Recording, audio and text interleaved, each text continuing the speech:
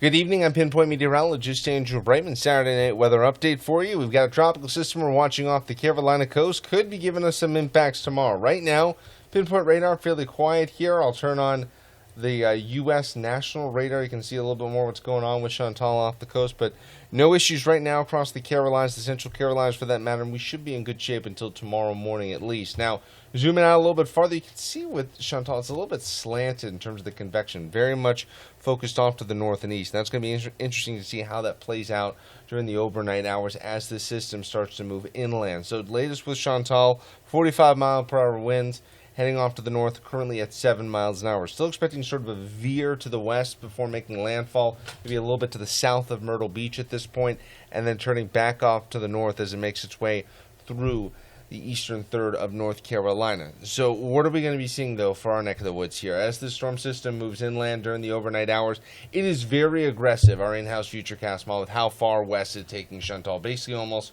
directly to the almost due east of Columbia here, close to Florence, or maybe even west of Florence.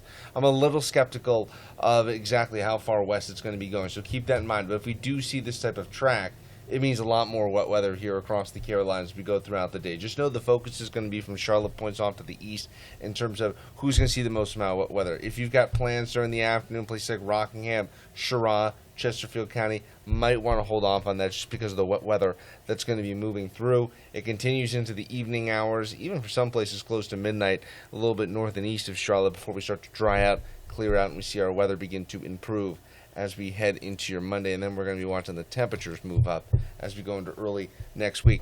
What are we expecting in terms of rainfall totals? Well, east of Charlotte, it could be a significant rainfall event. Someone could pick up 2 to 4, even localized amounts of 5 inches of rain. Elsewhere, once you get west of the QC, if you've got plans up in the mountains or the foothills in particular, do not cancel them. This is very much going to be determined in terms of impacts if you live west or east of Charlotte. East of Charlotte, maybe a rain check. West of Charlotte, I think you got absolutely nothing to worry about.